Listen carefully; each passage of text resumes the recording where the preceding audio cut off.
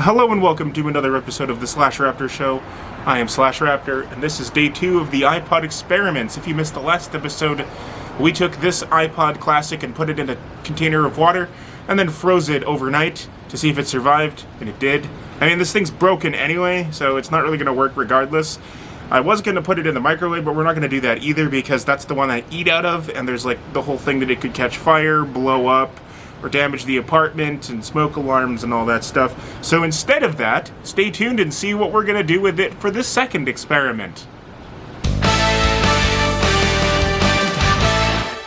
You guys are handheld for the time being, so just got out of the shower, relaxing outside.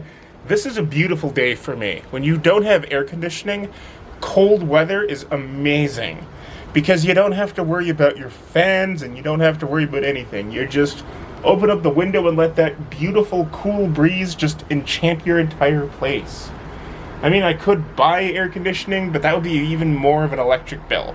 So, probably not going to do that, because, like, it's going to be winter here, like, half the year anyway, and it's only really hot in specific parts of summer.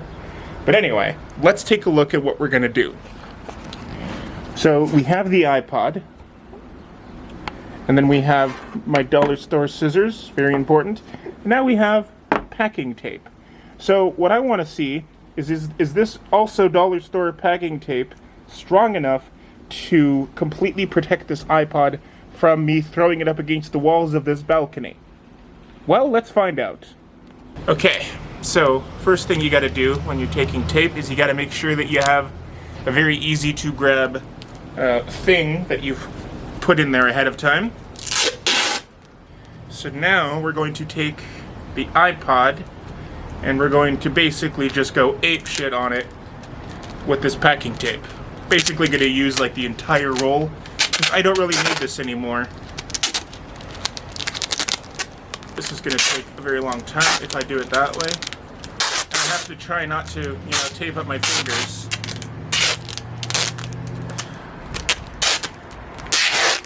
Eventually. There. Okay. I think that is sufficiently taped up. So now I'm going to cut this thing right here and then make sure that I have a thing that I can grab it from, which I don't know if I do. I think it just did it. I think it just taped itself back to itself. Come back, tape. Come back, tape. Oh, here you go. Is this it? No, wait, where'd it go?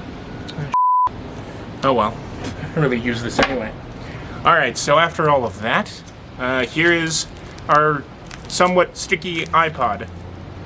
So we're gonna throw it up against the wall right there, like a couple times, see if it survives.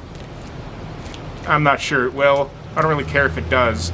The only reason I would care if it survives is because if it breaks now, then I can't do any more experiments on it. Alright, let's do this. Drop number 1. 2. Oh, what's this? No, this isn't tape. This is just, I don't know what this is. Drop number 3. It's a lot louder than I thought it would be. Okay, time for plan B. Okay, so slight change of plans, because every time I throw or drop that iPod, it's really, really noisy, and it's still pretty early in the morning. We're going to switch to using this gigantic stick instead. I took this out of my pants, ladies. No, this was actually supposed to be my closet rod for my bedroom, but the guy from the maintenance that works in this building brought me this from Home Depot, and I took one look at it and I'm like, dude, this is way too thick. It's not going to fit, ladies. So anyway, I have this giant stick that I can't use because it's too big for my closet, so let's whack the iPod a couple of times. I could go inside, but if I do that, then the lighting won't be as good. And also, I have carpet in like most of my place, so if I'm hitting this into the carpet, it's gonna not hurt as much as it would on like a solid surface like that. So let's do this. Okay, iPod stick smash thing. Take 1. That's not much quieter. Yeah, no, that's too loud. I'm gonna get in trouble. Let's do it inside. Okay, let's try and see how loud it is now.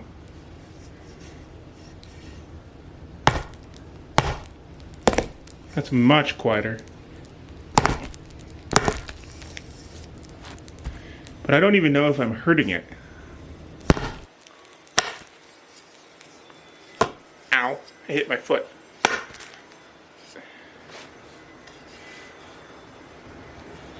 Okay, I'm gonna stand up and do some straight down things. See if that's more effective.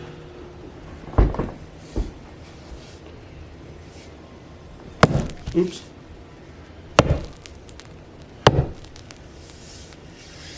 Okay. Now let's unravel it and see if it survived all of those hits. Okay. Let's take...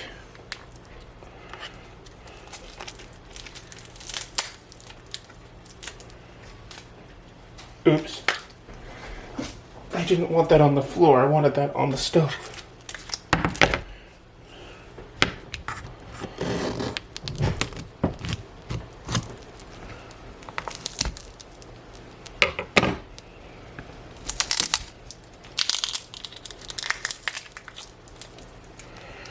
Well, I did put a giant scratch on the iPod, but I can't get the tape off. Trying to pierce through all this. There we go. Now we're getting it.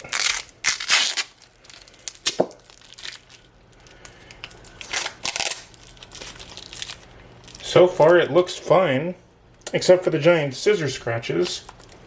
Maybe that can be the next test. The scratch test.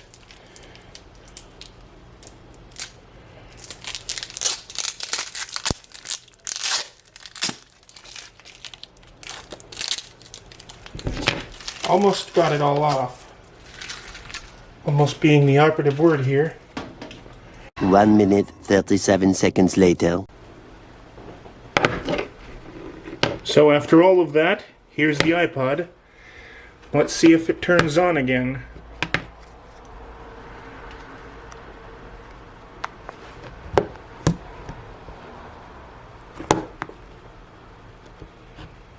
Nope.